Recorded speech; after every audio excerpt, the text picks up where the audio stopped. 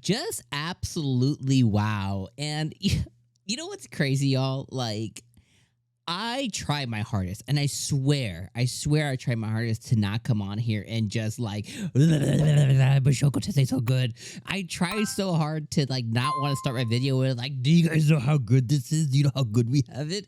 It's just so hard not to do it though, because like this episode was awesome, and our school arc starts now. What the hell?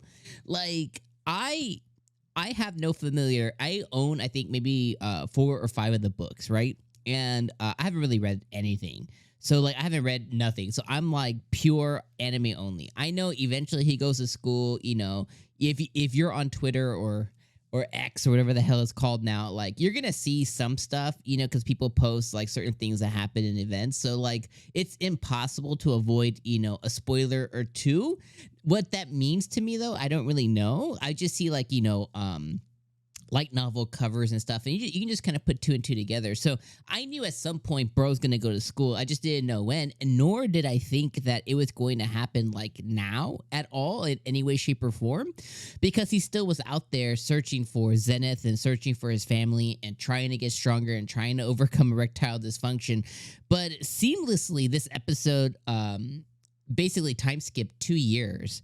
And so the erectile dysfunction stuff of him discovering that. So he basically spent 2 years with Soldat and his party. So it's basically been 2 years since his mishap with Sarah, where he discovered his ED, our ED king, as I like to call him. And Jesus Christ, yo, going 2 years with erectile dysfunction. I don't even know how you get erectile dysfunction, especially at like at that age. Like I have, you know, I'll be vulnerable. You know, I've had moments in life to where like, yo,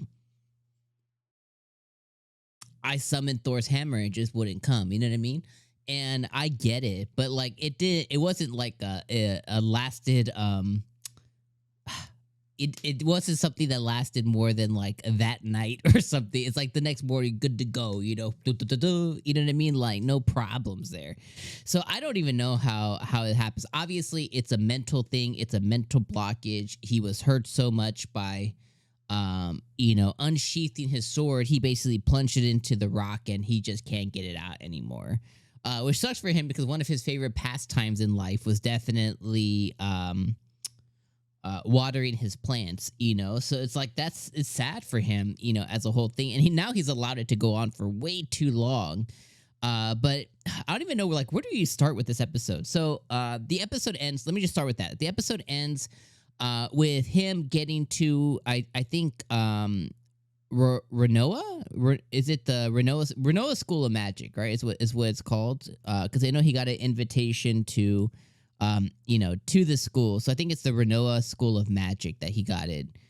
Or the University of Renoa that he got the invitation to. So he ends up getting to where the school is. And if I messed up the name pronunciation, or if that's not it, let me know in the comments. But he gets there.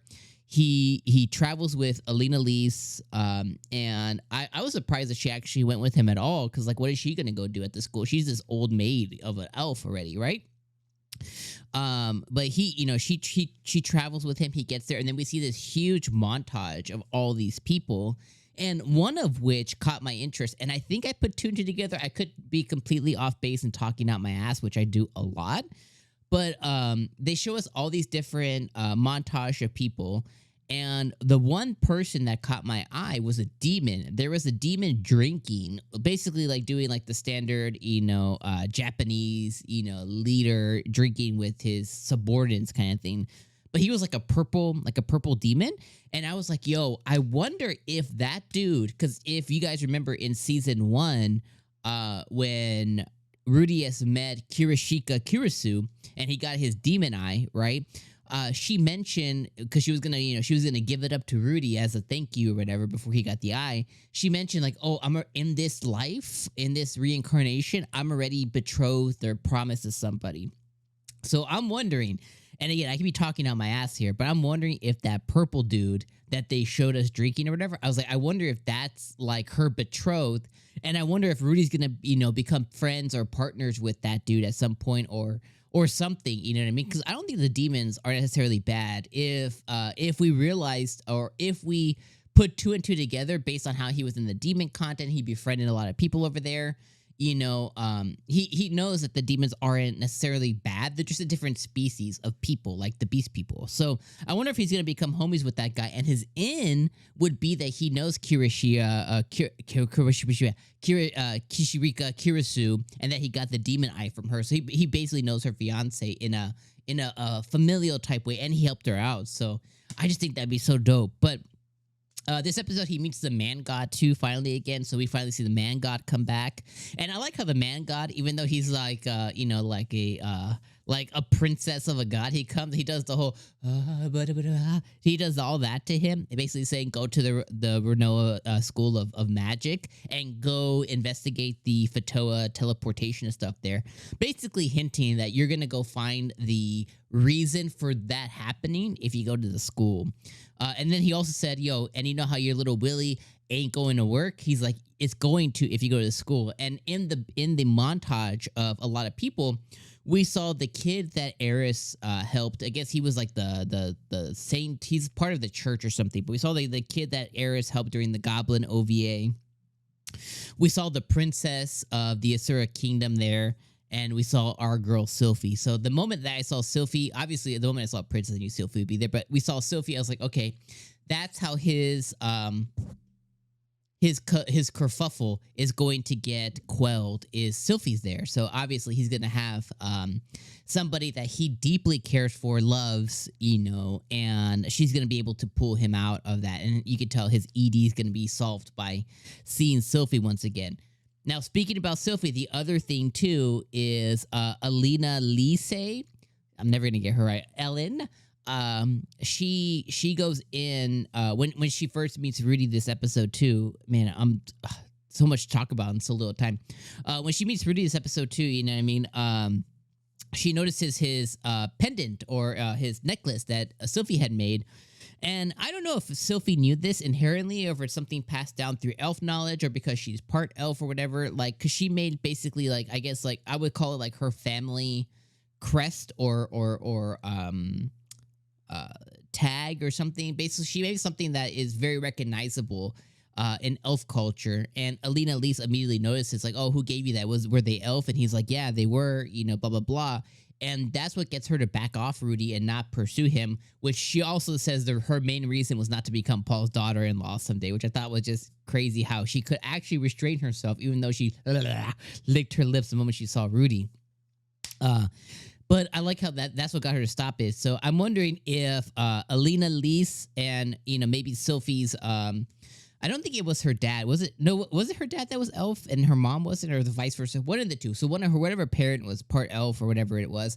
I wonder if they're from the same colony or town or city or forest that Alina Lise is from as well, considering that she noticed that same necklace, design and everything. So I'm wondering if now, since Alina Lise decided to travel with him and Sylphie's there, I wonder if Sylphie will learn more about her elf culture, too, with Alina Lise as well. I think that would be really, really dope. And then we could find out more about where Sylphie's origins are from, also finding out Alina Lise stuff. I think that would be really cool. Last thing I'll say, and I basically didn't cover 90% of this episode, like him slaying a effing dragon, him continuing to get yoked, him having to deal with Alina Lise's, slutty tendencies and the fact that she's paying him out. I thought that he would kind of like pimp her out to get money. I was like, if she's paying, like you could pimp her out successfully and get money that way. I was like, yo, get the baby powder, bro.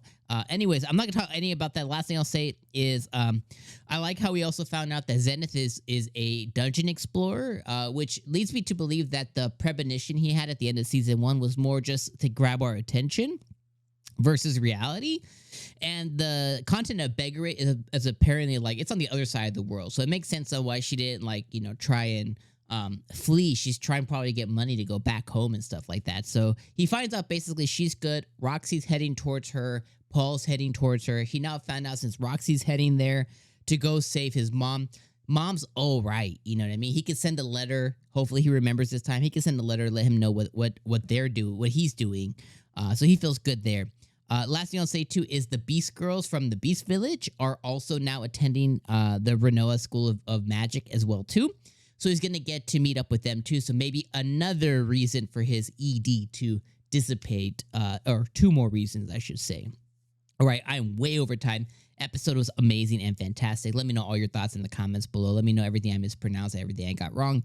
I'll see you guys next week for more fire content. All right, peace.